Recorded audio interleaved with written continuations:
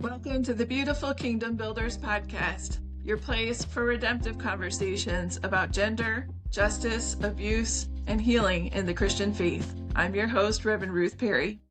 Our topic today is immigration enforcement, and not just as a pressing political topic, but as a deeply spiritual one.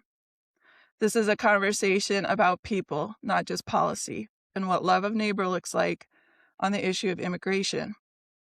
And I'm honored today to be joined by Reverend Carlos Malavé, founder and president of the Latino Christian National Network.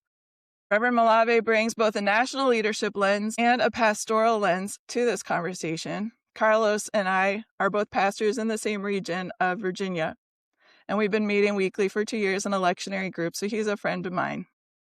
Thank you so much for being on the Beautiful Kingdom Builders podcast today, Carlos. Ruth, it's really an honor to be with you in this capacity. Obviously, you mentioned we know each other in the other different places, but I'm very excited. In first place for you and the podcast, and I look forward to continue to hear good things about how you succeed in reaching out to people with good messages. And obviously, also I look forward to engage with you in this critical conversation. And I like the way you put it, that it's not just about policy, but it's also about people, about human beings, and how what is happening affect the lives of real people. I keep thinking about how to start our conversation, and I just keep coming back to Jesus' teaching about the two greatest commandments, being love God and love your neighbor as yourself, and that if you follow those commands, you will fulfill all of the law. But like the expert in the law, a lot of us want to justify ourselves in who we love. And I think it's easiest for Christians to love our neighbors on a micro level, the ones that we personally know and are in relationship with. And then that doesn't always naturally extend to people we don't know. And so I wanted to start on that micro level with you today, Carlos, because I know you on a personal level. You're my friend. And I know you as a very proud and loving husband, father, and grandfather. And so I wanted to ask you, what are your hopes for your Latino family in America? Thank you. That's a very personal question, Ruth, and I really appreciate it to go to that level. I'll answer your question, but let me preface it by saying this that happened to me 4 days ago. My son, my middle son, his name is Josh. He has my 3 grandkids, the only 3 grandkids I have. And he sent me a text message a few days ago saying, "Do you want to make an investment in your grandchildren?" And I was beginning immediately to wonder, okay, what is he going to ask? And then he asked, "Would you be willing to pay for the passport for the 3 children?" And that took me aback. Obviously, he's a teacher. He doesn't have a large salary and so on. And so sometimes he come and he knows that I can do it. I want to do everything I can for my grandchildren. So he knows the spot. But it did took me aback. And because the reason he said is, I want to have a passport for them because I'm even wondering if at some point they will be or I will be racially profiled. And I want to have a proof that they are citizens. That really it took me aback. And so let me add to say that most of my ministry, and especially my ministry that has to do with national issues and so on, it's informed by my family. In this particular case, with my grandkids. And so when I engage in my ministry and my work, to a large extent, everything I do, I do it with them in the back of my mind. And I really, truly think about this all the time. I am committed and I want to do whatever I can to help create an environment, a country where when I live, I will know that my grandchildren will be in a place that it's nurturing, respect them, and where they can thrive as human beings. Honestly, that's in my mind all the time. I need to do everything I can to give my grandchildren the opportunity to thrive and to really experience life to the fullness. John 10:10 tells us. Because I am called to love my neighbors as I love myself, I want for your family, Carlos, what I want for my family. Thank you. Then I'm also thinking about how our Latino American immigrants are our Christian siblings in the faith largely.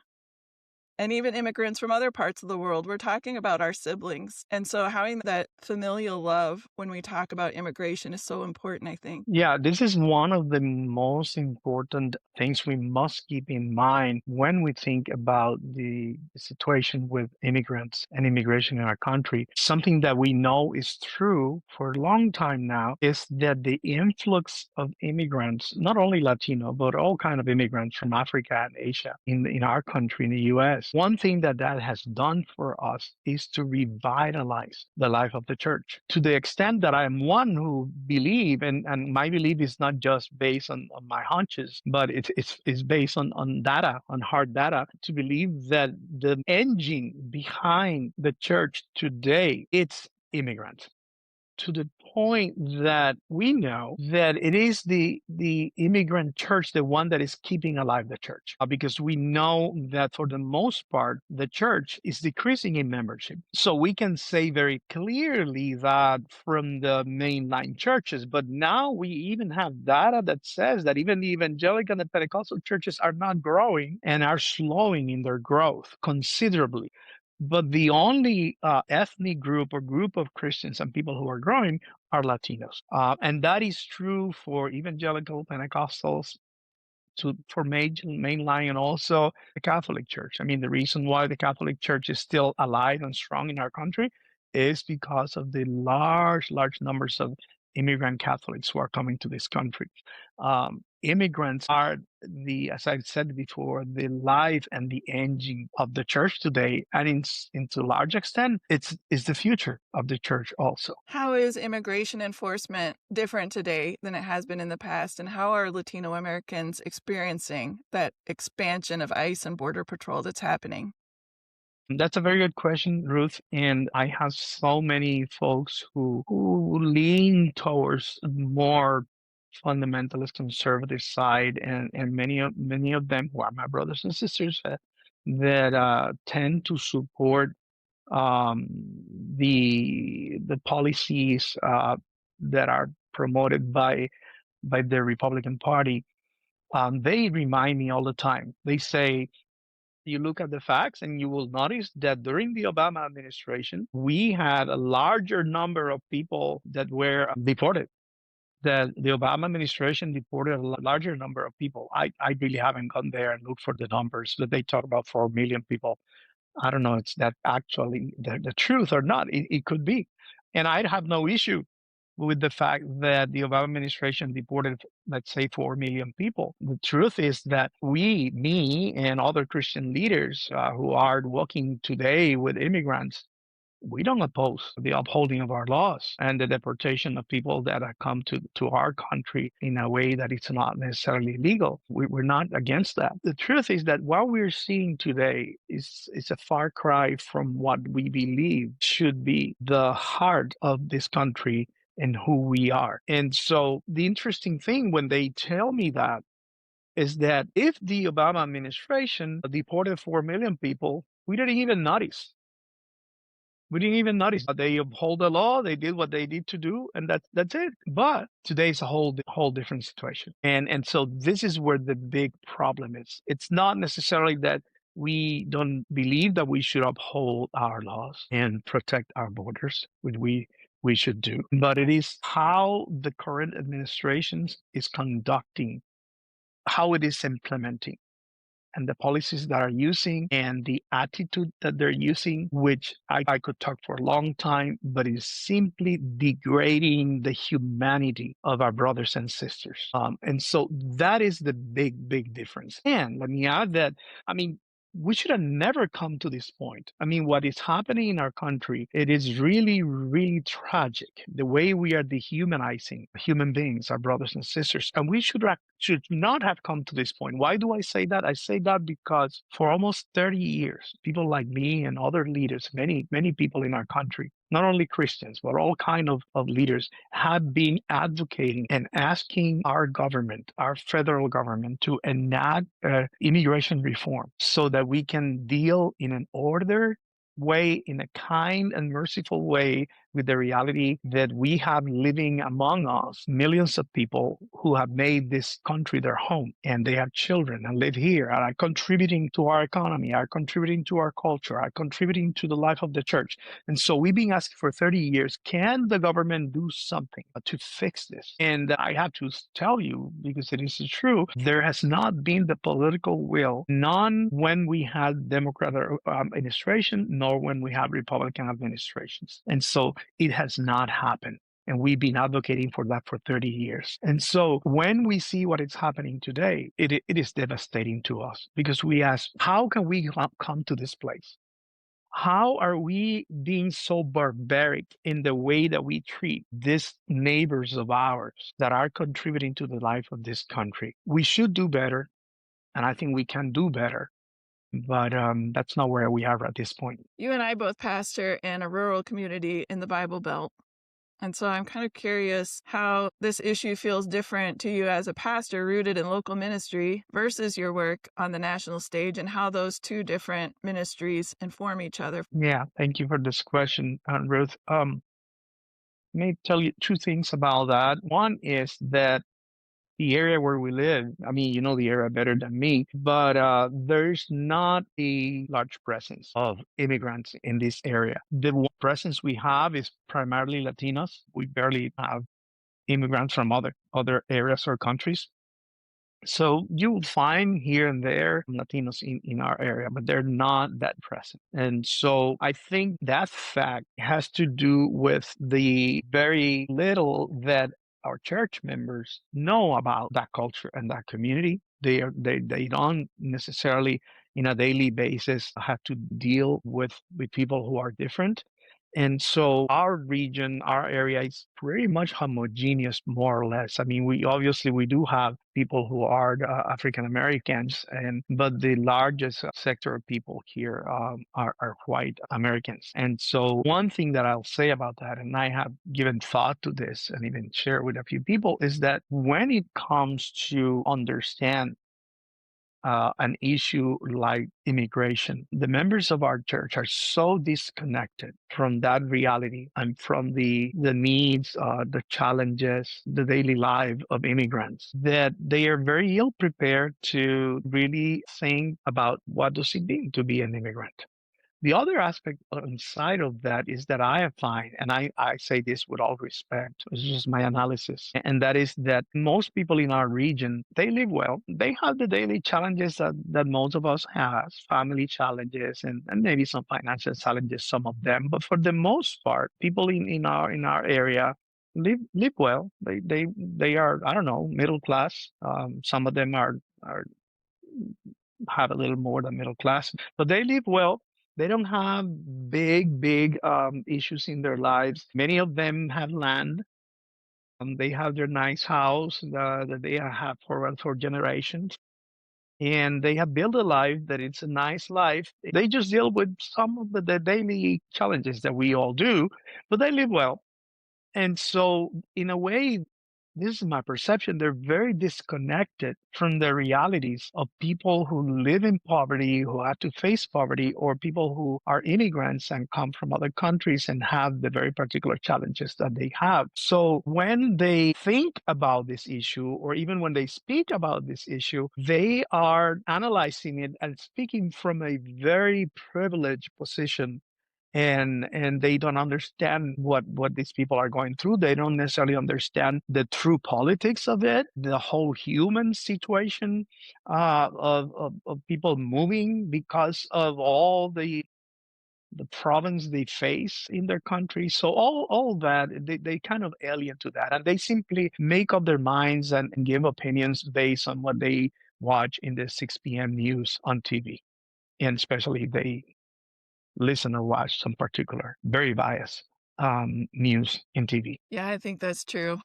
Let's keep your pastor cap on for a moment. Okay. And let's speak then to the church in our community and the broader church in America, beyond the teaching of Jesus to love our neighbors as we love ourselves. What are some other teachings in Scripture that tell Christians how we ought to think about immigrants? I think that when we look particularly at the Old Testament, I mean, I'm not the person, Ruth, that can quote you versus from top of my head, neither in English, neither in Spanish either. But when you look at the Old Testament, you look at Deuteronomy, even when you look at Leviticus and some other passages from the scriptures. I appreciate that you quote the New Testament because, I mean, from my perspective, Jesus could not be more clear on this. But even when we look to many, many passages in the Old Testament, we see again and again particularly also the prophets, calling the people of Israel to task when it comes to welcoming the strangers in the midst. And so we have this very well-known text, again, which I cannot quote for you, but basically that says, when a stranger comes into your doors, into your town, into your home, treat them as you will treat one of your own. And that is the general sense of the Old Testament, that we must see ourselves as one human family. And let me add something here that I thought about sharing with you before. And that is that before I talked and I said that I do believe we need to uphold our laws and we need to protect our borders. The kind of faith that I have and the faith that I have learned from Jesus teach me that borders are things that one day we will get rid of. And the reason why one day we will get rid of borders is because God has no borders. Because for God, we are all members of his loving human family that he loves. And so if we go to the bottom line and you ask me about borders, I don't believe in borders. I mean, I do believe in the sense that I'm a citizen of this country and I need to uphold the laws and I cannot pick and choose laws. I need to abide by all of them. But I don't believe in borders.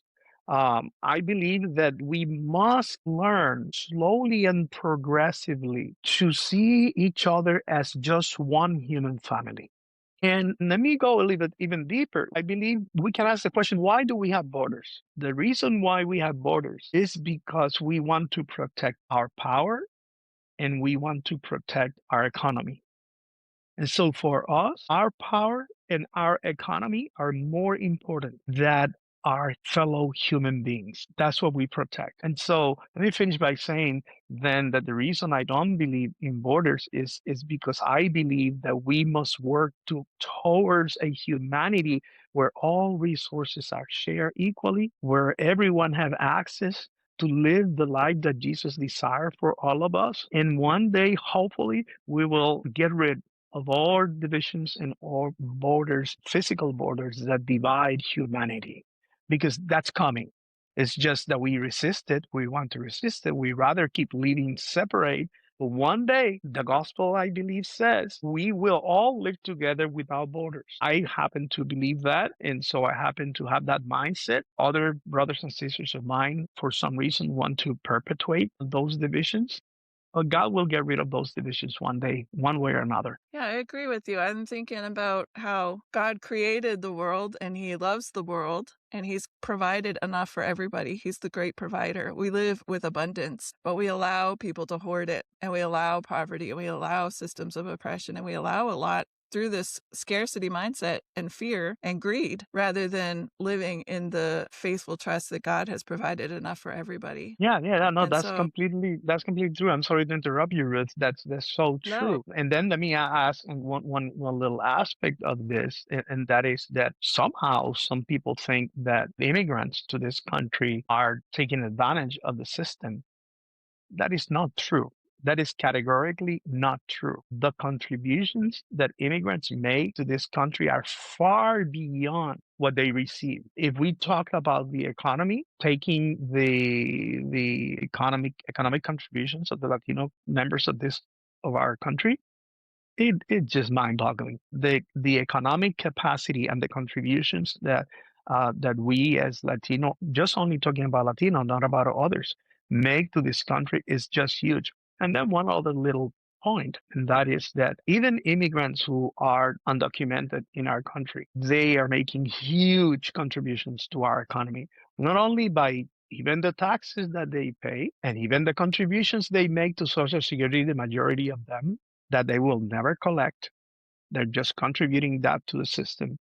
But also the economic capacity and what their buying power that they have. And so the contributions we make to the economy of our country, if we just look at that aspect, is just huge. In 2023, immigrants contributed $652 billion in taxes, including $90 billion from undocumented immigrants. Wow, there's the number. And then we've also got 5% of our armed forces are immigrants who cannot vote, but they're willing to lay down their lives for our country. And we have 7 million jobs that need to be filled by people, but we're going to deport 13 million people instead.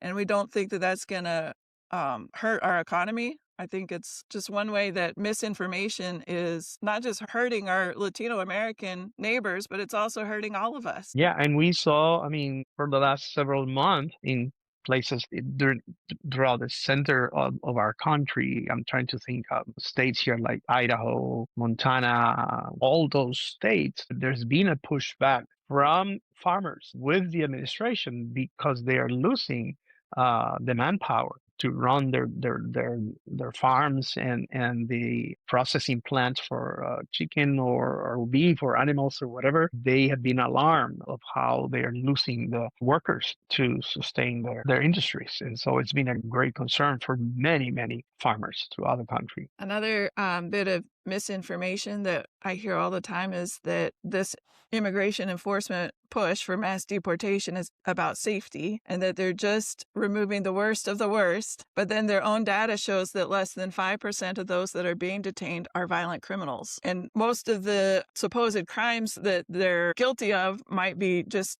their immigration status. And then so people say, well, they should just come the right way. But can you explain how that phrase doesn't really match the reality of our immigration system? Yeah, thank you, Ruth, for asking that. That's one of the most sensitive questions for me and for us because, and I'll tell you 2 quick stories, real people. I will not name names, but I'll give you insights into this. There is one Latino Christian national leader whom I know personally, who for years has been a very vocal and strong supporter of this administration and of our president. At this point, he doesn't know what to do. And he's trying to keep the dance that he doesn't offend the administration because he supports them. But he's been very quiet for the last 6-7 months because he doesn't have the face to talk to his people and accept the reality that you just described. Interestingly enough, tomorrow evening, this person has invited pastors from Minneapolis to meet with him. I don't know what he's going to share with them, but because I already know that many of them are pushing back on him because he keeps supporting what is happening. And then the other story is a pastor in Minneapolis. I don't know if you know, Ruth, but you probably know that I went with 2 other leaders to Minneapolis 2 weeks ago and had the opportunity to spend 2 days with pastors there. It was a powerful experience going to Minneapolis. And so there's one pastor there who is doing an incredible work. He has converted his church into a distribution center for groceries primarily. And to this point, I think he has served probably 30,000 families already who are primarily Latinos, but also Somalis and other members of other communities of immigrants who are so scared to death to come out of their houses. And his whole church is converted basically into a distribution center. And he has probably 900 volunteers from the community, mostly white, who are working in organizing all this distribution of food to people. But what my point with this is that even this pastor, I heard him say a few days ago, and I was so grieved by this because he said, and I'm very respectful now, mentioned the president. This is not what the president said he was going to do. He said he was going to deport criminals. Hey, when I heard that, Ruth, I don't know what I thought because I was so upset. Because I believe that we knew from the very beginning that this was coming. And somehow people just want to have make-believe or I don't know what they're thinking, that they thought that this is not coming. This is coming. This was coming. This was very clear from the very beginning. And I think if I heard well what you mentioned, Ruth, one of the saddest parts of this is that they are not only deporting and focusing on all people, very little of criminals, which we are fine. If they deport criminals, that's fine, perfectly fine. But what we see now, which is worse, is the racial profiling. And even this pastor, who actually, by the way, he also supported the administration and the president. Now he has a change of heart, at least in what it has to do with this issue. He has even used the words ethnic cleansing, and he has to explain. He used those words. He even was interviewed by CNN. And he used those words, and he has to explain what he means by that. But the reality and the truth is that what we're seeing simply and truly is that particularly the Latino community, but also communities like the Somali, the administration is just going after people who have particular color skin, that speak particular languages, and those are the people that they are raiding, and those are the people that they are deporting. So it is really tragic that in our country we have a decision from the Supreme Court that truly support racial profiling. That was tragic that the Supreme Court made that decision, and we are seeing that every day in the streets of our country. Let me just mention one quick thing, and this is that this week we were praying for the Haitian community in Springfield, Ohio, because we knew that the administration has removed the protection, what is called TPS, temporary protection status. They have removed that from the Haitian community. And so in Springfield, Ohio, we know that there are probably 10, 12,000 Haitians who are living there. And why we know this? Well, we know this because we learned this in the election cycle, because they became the mock of our many in our country, that particular community. And so the administration removed the protection, and on February 4th, we knew that ICE was getting ready to begin the push in Springfield, Ohio, to begin to remove 10,000 Haitians. And with the rhetoric or saying that it was perfectly fine for them to go back to Haiti because Haiti is fine, it's safe. The only thing you can do about that is just laugh. Laugh. I don't know who can say that Haiti is a safe place to live. And they are ready to send these families back to the mayhem that regrettably is happening in Haiti. Thanks God that a judge, federal judge, stopped that for now. We don't know what's going to happen, but at least for now, the court order is protecting the Haitians in Springfield, Ohio, and anywhere else. We have large Haitian communities in Miami area and southern Florida and so on. In many ways, our country has enticed people to immigrate, and then we have a convoluted system where they're coming the right way, but the process can take decades and a lot of money. ICE is targeting people when they're at their court appointments, going through the process. They've removed the legal status of 1.6 billion immigrants last year, or million, 1.6 million, I think. And it's clearly people are not paying attention, or they're not seeing that aspect if they think that everything is above board, because ICE is clearly working unconstitutionally. We're denying people due process, detaining people illegally. And as Christians, we ought to be morally outraged, but we're the demographic most likely to support this. Yeah, that is heartbreaking. I mean, it is heartbreaking because many people find between the sword and the rock. That's how the saying goes, between the sword and the rock, because if they don't present themselves to the courts, they can very easily immediately be deported. But then if they go to the court doing the right thing, then their rights are violated right there and they are deported. I mean, that's one of the most heartbreaking experiences that we have seen.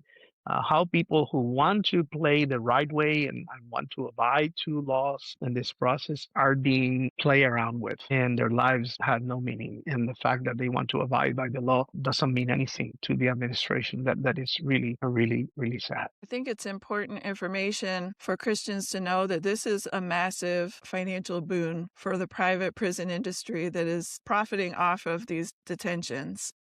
The CEO of the GEO group said that this is an unprecedented opportunity. And the CEO of Core Civic said this is truly one of the most exciting periods in my career with the company. And then Palantir is another private prison industry that's profiting right now, and they were all funding Trump's campaign. And Christians were obviously not noticing all the white supremacy language, the great replacement theory, white supremacy theory. It's a fear that white people will become the minority in our country. But that's racism. It shouldn't be a part of the Christian worldview. We should see the dignity and the value of every human life, not their skin tone. Yeah. And so I think that this is impacting the church's witness, and it's contributing to the decline in Christianity. You know, we've seen 40 million people leave the church in the last 25 years, and they cite hypocrisy and bigotry as two of the primary reasons for leaving Christianity. And I saw recently Dr. Robert Jones from the Public Religion Research Institute said that he cannot phrase a question about immigration enforcement too horrifically for evangelical Christians to not support it or to change their position on the issue. How do you think Christian support for ICE and mass deportation is hurting the church's witness? I'll answer your question, Ruth. Let me just quickly go back to a point that I wanted to make on the previous question. And that is that we know that our country in the past, I mean, we have a very imperfect country. There is no perfect country in the world, but we have done a lot of good. Even with the things that we failed as a country, we have done a lot of good to the world throughout years and years. And so the whole thing about immigration has been one of the light spots of our country, because we have been for years a welcoming country that out of our, I want to believe, out of our kind hearts, we have provided opportunity for people all over the world who are living in dire circumstances because of many, many different issues. And we have opened the doors of our country to provide people with opportunities to rebuild their lives, and in the way of rebuilding their lives, making contributions to our country. And so we have been known because of that. And the best symbol for that we know is the Statue of Liberty in the entrance of New York. It symbolizes what we have been throughout years and years and years.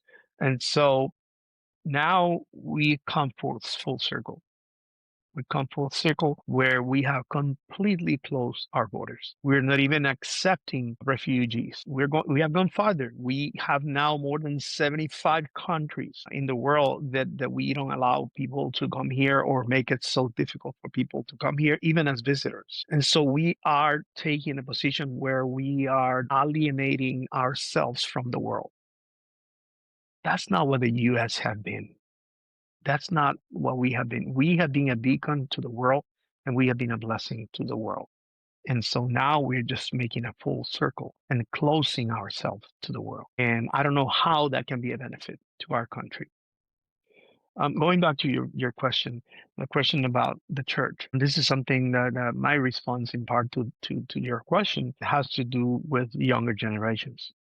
And that is that I cannot fully understand why we are losing young people in the church. I can fully understand why younger generations are giving it back to the church. And that is simply because we taught them how we as Christians are loving and merciful people who welcome everyone. But I don't know, we have some kind of amnesia now, what is happening to us, even what is happening to the church, where we kind of forgot who we were, or somehow we have a change of heart.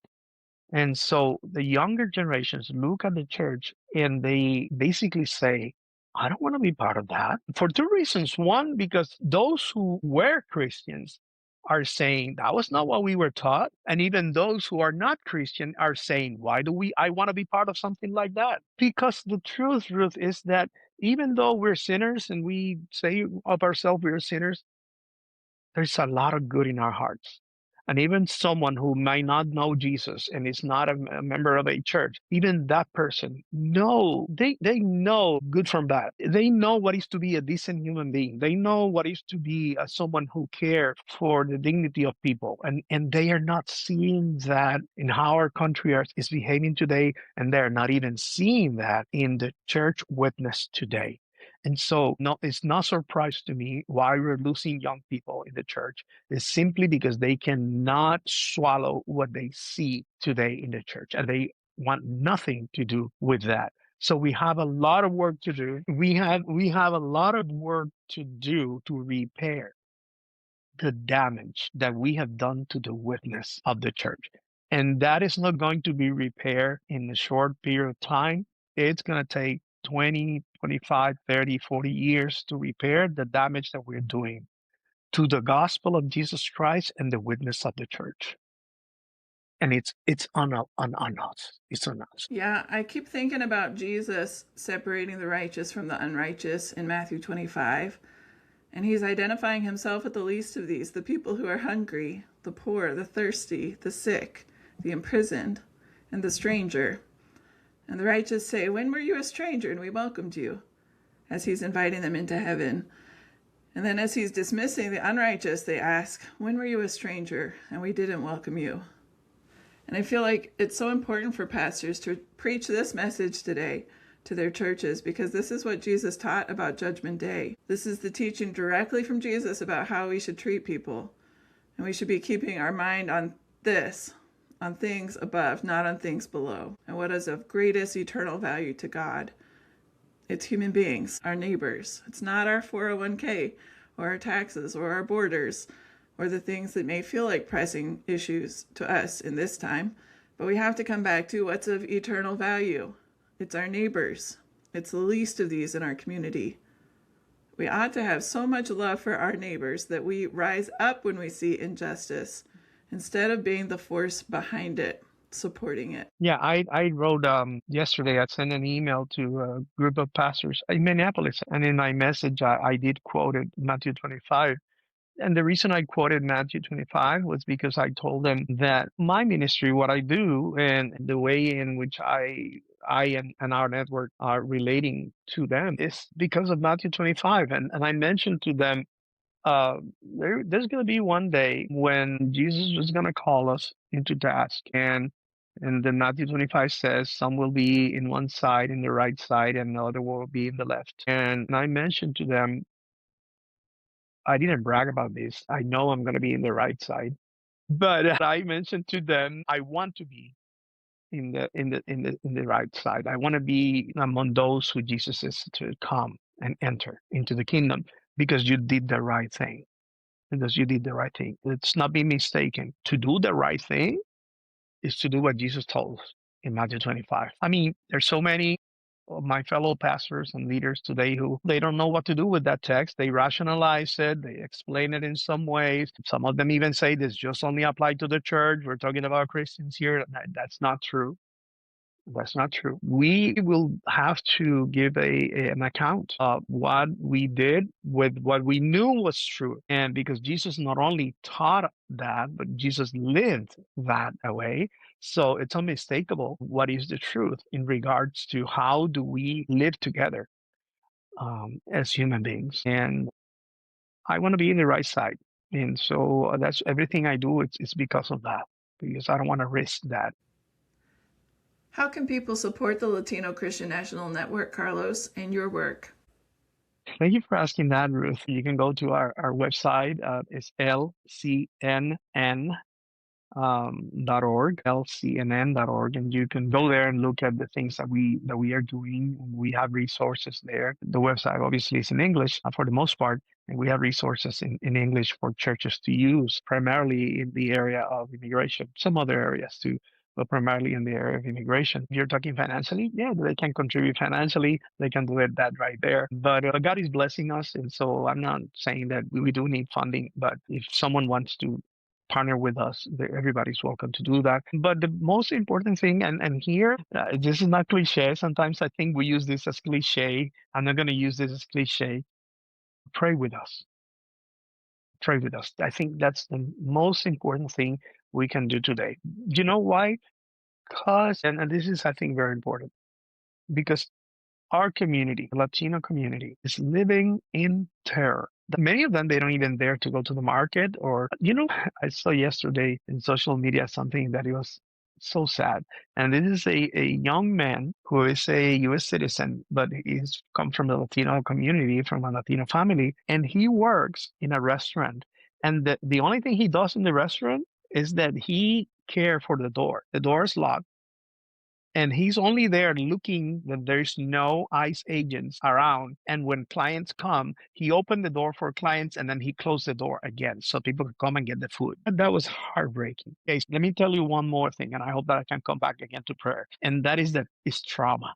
Because of the terror that is being inflicted in our community, there is a lot of psychological and spiritual trauma that this is causing on people. We know for a fact that in 10 years, 15 years, we will have to deal with the trauma inflicted in our young people today. And immigrants, young people who are citizens of our country and happen to be daughters and sons of immigrants, they are traumatized and they're going to bring that trauma to their 20s and so on. And so that is something that we will have to deal with. So as you can see, Ruth, that's why I say we need to pray. Yes, there are many things we need to do to address all these issues. But let's begin with praying. As we know, if I'm talking to someone right now, Ruth, who is a believer, and these days I'm kind of going back to use the word and the phrase born again Christian. If we're talking to a born again Christian, someone that has the heart of Christ, I appeal to brothers and sisters who have the heart of Christ to internalize what your brothers and sisters are suffering and the terror that is being inflicted on them, and that you take to heart to pray for them, to pray that God may somehow stop or change the situation we are living. Because that's what is happening with our community, is that honestly, Ruth, the majority of our community feel hopeless. They feel hopeless. They don't only feel hopeless for what is happening, they feel hopeless for their future and the future of their children. That's not what I, as a born again Christian, which I consider myself a born again Christian, what I harbor in my heart. That's contrary to the faith that I learned from Jesus. And so I invite everyone to pray for our community and for all the communities of immigrants in our country. And I hope people will look you up on social media and follow you, Reverend Malavé. On Facebook, you're Carlos L. Malavé. On Instagram, you're Rev Malavé. Check out lcnn.org. And also follow other Latino voices, because I think that loving our neighbors starts with listening well, listening to understand and not to defend ourselves and our own perspective on things. But we can expand our perspective if we learn to listen to our neighbors and love them well. And I've been thinking about, as you're talking about the terror and the trauma that our Latino Christian siblings in the faith are experiencing right now. When my family moved to Bolivia, I was 9 years old, and one of my first memories there is some women were suspected of pickpocketing on the bus, and the police dragged them off and just began beating them in the street, denying them due process, being militarized and violent there. And it was a traumatic experience for me at 9 years old, and I never would have imagined that I would see something like that here in America. But as I've listened well to my Christian siblings and others, Black and brown bodies here in America have been treated like that systemically, historically, all along. And so we need to learn to listen to our neighbors well. And we ought to be grieved by that as Christians, and we ought to be fighting for justice. Do you have any last words you'd like to share with us, Carlos, before we sign off? Thank you again for this opportunity to share with you today and to be able to share with your audience. And I encourage everybody to continue supporting the Red podcast because I know faith will be enhanced and even challenged, and that's a good thing. And so I appreciate this opportunity. And just last thing I'd like to say is to my brothers and sisters who are listening to us, please open your heart to the Spirit of God and ask for wisdom. If there's one thing that I pray today, and I invite and encourage my fellow leaders and pastors, is let's seek wisdom. Let's seek wisdom together. Wisdom that comes from above. I often feel that we have lost a sense of wisdom. But even worse than that we have exchanged God's wisdom for the wisdom of the world. And we will be, as we are right now, in deep troubles if we rather follow the wisdom of the world, the worldly wisdom, and not the wisdom that comes from the Holy Spirit. That's my prayer for all of you who listen, to open your heart to the word of of God that even comes directly to us through the wisdom that the Holy Spirit brings to us. Thank you, Ruth. Thank you so much, Carlos. God bless. Amen. Thanks for listening to the Beautiful Kingdom Builders podcast. If today's episode encouraged you or sparked something new, please share it with a friend and take a moment to subscribe or leave a review. It truly helps. You can keep the conversation going on thebeautifulkingdombuilders.com or find us on your favorite social media platform. I'd love to hear your thoughts and questions. I'm Reverend Ruth Perry. Thanks for joining me, and may grace and peace go with you this week.